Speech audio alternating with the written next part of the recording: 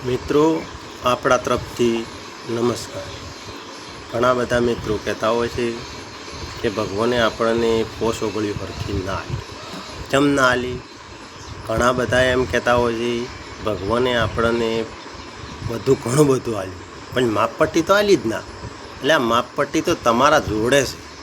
કેમ કે તમે વિચાર કરો કે ભગવાને તમને પૂર્ણો ઇંચથી મોડી 5 ઇંચથી મોડી અને 150 ફૂટ સુધીનું માપપટ્ટી આલી છે, પણ તમારે અનુભવ કરવો પડે, મગજ દોડાવવું પડે તો તમને માપપટ્ટી જડે ને।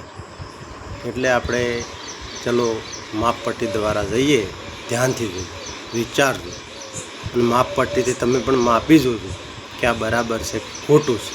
બરાબર? એ આપણને જે પહેલી અંગૂઠો આપ્યો એ આપણને 1.25 ઇંચ આપ્યો છે। પછી બીજા નંબરની આટલેથી મોડીને આટલે આપણને આપ્યું છે 0.5 ઇંચ, પછી વત્તા આટલેથી મોડીને આટલું આપણને આપ્યું છે 1/2 ઇંચ, આટલેથી મોડીને એક નાની લીટી છે આટલે એ આપણને 5 ઇંચ આપી છે।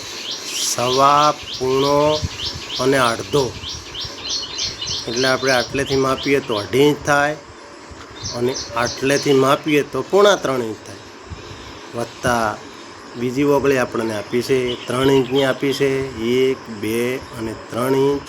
ત્રીજી ઓગળી આપણે ભગવાને આપી છે એ આપી છે 3.25 ઇંચ। તો પછી કે ત્રીજા નંબરની ઓગળી શું કોમની? ત્રીજા નંબરની ઓગળી એમ કોમની છે કે તમે આ ઓગળી અંગૂઠા દ્વારા કોઈ પકડી રહ્યા હોય અને તમારે માપ લેવું હોય તો તમે આ ઓગળી તમને 1, 2 અને 3 ઇંચની છે, એટલે માપ લઈ શકો છો। પછી જે આપણને ત્રીસરા નંબરની ઓગળી આપી એ ઓગળી 2.25 ઇંચની છે। પછી વત્તા એનાથી વધારે તમારે માપ લેવું હોય તો એ આટલેથી મોડી અને આટલા સુધી તમે માપી શકો, એટલે 6 ઇંચ થાય।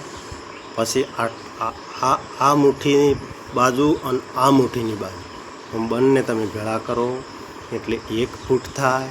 એનાથી વધારે તમારે પણ માપવું હોય કે ના એનાથી વધારે અમારે માપવું છે તો આપણે હાથ લોબો કરવાનો, આ ઓગળીથી મોડી અને પૂણી દ્વારા માપીએ તો કેટલું થાય? 1.5 ફૂટ। પછી 1.5 ફૂટથી કે મારે તો વધારે માપવું છે 1 મીટર એટલે 3.25 ફૂટ। 3.25 ફૂટ માપવું હોય તો તમારે તમે હાથ લોબો કરી અને તમારે જે આ સાથી છે એનાથી આટલે તમે માપી શકો છો, એટલે કેટલું થાય? વધી જાય એટલે તમારે આટલે જ રાખો, એટલે 1 મીટર થાય એટલે 39 થાય, વત્તા 3.25 ફૂટ અને આમ 2 વડા તમે હાથ લોબા કરો એટલે તમારે સીધું કેટલું થાય? 150 ફૂટ થઈ જાય। બરાબર? તમારે આ વિડીયો ધ્યાનથી જોઈ વિચારી માપપટ્ટી લઈ માપી અને જોવાનું કે આ બરાબર છે કે ખોટું છે। શ્રવણભાઈ જે આપણને માપપટ્ટી આપી હતી એ શ્રવણભાઈ નથી આપી, તમને પરમાત્માએ તમને આપી છે। એટલે પરમાત્માને તમારે પ્રાર્થના કરવી કે ભગવાન તે મને ઘણું બધું આપવામાં તો કોઈ કસર જ નથી રાખી, પણ મને અનુભવ મારો નથી કે મારા જોડે શું છે શું નથી। આટલું ધાન્યથી વિચારી વિડીયો ધ્યાનથી જોઈ મગજમાં લઈ અને કદાચ ના મગજમાં બેસે તો માપપટ્ટી લઈ માપી અને પછી મગજમાં બેહારી રાખવાનો। હંમેશા તમારે માપ લેવું હોય તો માપપટ્ટી ગુંદામ લઈને ફરવાની જરૂર નથી, કારણ કે આપણને ભગવાને માપપટ્ટી ઘણી બધી માપપટ્ટી આપી છે, કોઈ કસર જ નહીં મેળવી માપમાંથી। એટલે આટલો વિડીયો ધ્યાનથી જોઈ અને એક જ લાઈક કરજો આટલો વિડીયો જોઈ એવી મારી વિનંતી છે। અને જય ગુરુ મહારાજ।